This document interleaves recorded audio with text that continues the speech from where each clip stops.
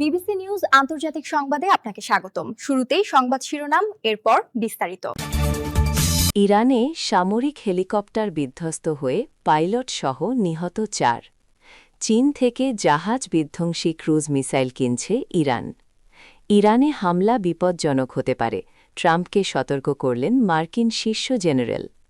তুরস্ককে কেন ইরানের চেয়েও বিপজ্জনক মনে করছে ইসরায়েল? এতক্ষণ শুনছিলেন সংবাদ শিরোনাম, এখন বিস্তারিত। আপনি যদি মুসলিমদের পাশে থাকতে চান তাহলে ভিডিওতে লাইক করে চ্যানেলটি অবশ্যই সাবস্ক্রাইব করে দিবেন এবং কমেন্টে জানিয়ে দিবেন আপনার মূল্যবান মতামত। এখন বিস্তারিত। ইরানের সামরিক হেলিকপ্টার বিধ্বস্ত হয়ে পাইলটসহ নিহত ৪। ইরানের সেনাবাহিনীর একটি হেলিকপ্টার বিধ্বস্ত হয়েছে। এতে ২ পাইলটসহ ৪ জন নিহত হয়েছে বলে স্থানীয় সংবাদমাধ্যমগুলো জানিয়েছে। প্রাণ হারানো অপর ২ ব্যক্তি স্থানীয় ব্যবসায়ী। আজ মঙ্গলবার ২৪ ফেব্রুয়ারি সকালে দেশটির ইস্পাহান প্রদেশের দোরচে শহরে এ দুর্ঘটনা ঘটে। ওই এলাকায় সেনাবাহিনীর একটি বড় বিমান ঘাঁটি আছে। প্রাথমিক ধারণা অনুযায়ী যান্ত্রিক ত্রুটির কারণে হেলিকপ্টারটি দুর্ঘটনার শিকার হয়। রাষ্ট্রীয় টেলিভিশনে প্রচারিত ফুটেজে দুর্ঘটনাস্থলে ধ্বংসাবশেষ এবং জরুরি সেবাকর্মীদের আগুন নেভাতে দেখা গেছে। ইরানের আর্মি এভিয়েশন ট্রেনিং সেন্টারের বিবৃতিতে নিহত সেনা সদস্যদের পরিচয় নিশ্চিত করা হয়েছে। তারা হলেন পাইলট কর্নেল হামিদ সারওয়াজাদ এবং কো পাইলট মেজর মোজতবা কিয়ানি। চীন থেকে জাহাজ বিধ্বংসী ক্রুজ মিসাইল কিনছে ইরান। ইরানে হামলা করার জন্য আরব সাগরে যুদ্ধবিমানবাহী রণতরী অ্যাব্রাহাম লিঙ্কন মোতায়েন করেছে যুক্তরাষ্ট্র। এমনকি একই কাজে ব্যবহৃত বিশ্বের বৃহত্তম রণতরী জেরাল্ড আর ফোর্ড ইসলামী প্রজাতন্ত্রের পানি সীমার কাছে নেওয়া হচ্ছে, যেটি ইতোমধ্যে ভূমধ্য সাগরে চলে এসেছে। এই ২ জাহাজ দিয়ে ইরানকে ধ্বংস করার ইচ্ছা পোষণ করেছেন মার্কিন প্রেসিডেন্ট ডোনাল্ড ট্রাম্প। তবে এসব রণতরীকে ওয়াশিংটন যত ভয়ঙ্কর করেই উপস্থাপন করুক নাকে, তাতে কিছুই যায় আসে না বলে বরাবরই বলে আসছে তেহরান। এতদিন বিষয়টি নিয়ে ভাবনায় ছিল খোদ যুক্তরাষ্ট্রসহ দেশটির মিত্ররা। ইরান কেন আমেরিকাকে ভয় পাচ্ছে না, ঠিক কোন কারণে ওয়াশিংটনের কাছে আত্মসমর্পণ করছে না তেহরান, এই প্রশ্ন এখন পেন্টাগন ও হোয়াইট হাউসের কর্মকর্তাদের মুখে মুখে। এমন আলোচনা চলার মধ্যেই সম্প্রতি ইরানের সর্বোচ্চ নেতা আয়াতুল্লাহ আলী খামেনি বলেছিলেন যে মার্কিন রণতরীতে ভীত নয় তেহরান, কারণ তাদের কাছে এর চেয়েও শক্তিশালী অস্ত্র আছে যা এসব দানবীয় রণতরীকে সাগরে ডুবিয়ে দিতে পারে। ইরানে হামলা বিপজ্জনক হতে পারে, ট্রাম্পকে সতর্ক করলেন মার্কিন শীর্ষ জেনারেল। ইরানে হামলা করার জন্য মার্কিন নৌবাহিনী প্রায় প্রস্তুত। প্রেসিডেন্ট ডোনাল্ড ট্রাম্পের নির্দেশ পেলেই আরব সাগর থেকে ঝাঁকে ঝাঁকে যুদ্ধবিমান ও ক্ষেপণাস্ত্র উড়ে যাবে ইসলামী প্রজাতন্ত্রের ভূমিতে। তবে সম্ভাব্য আক্রমণ যুক্তরাষ্ট্রের জন্য কোনো সাফল্য বয়ে আনবে না, বরং দীর্ঘমেয়াদে দেশটি মহাবিপদের মুখে পড়তে পারে বলে ট্রাম্পকে সতর্ক করেছেন মার্কিন শীর্ষ জেনারেল।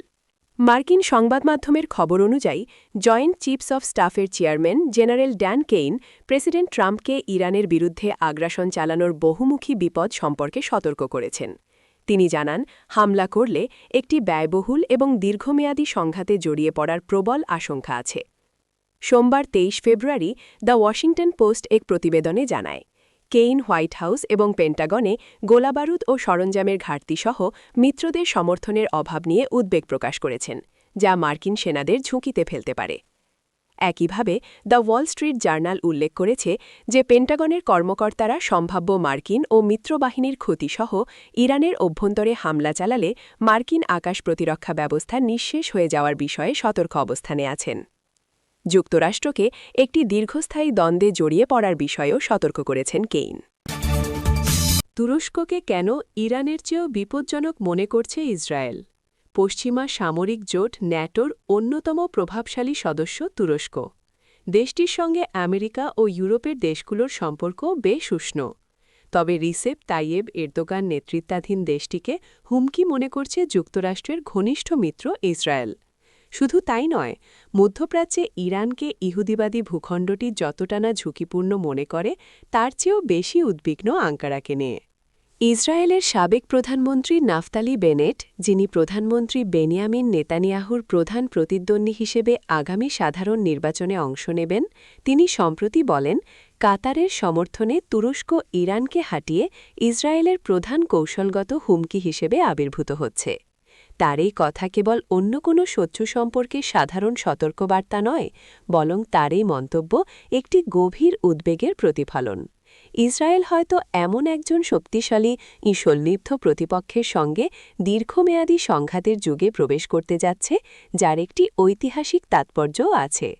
কয়েক দশক ধরে ইসরায়েলের নিরাপত্তা উদ্বেগের মূলে ছিল ইরান এবং তার শিয়া অক্ষ, যার মধ্যে আছে ইরানের পারমাণবিক কর্মসূচি, হিজবুল্লাহর ক্ষেপণাস্ত্র ভাণ্ডার এবং সিরিয়া ও লেবাননের অঘোষিত যুদ্ধ।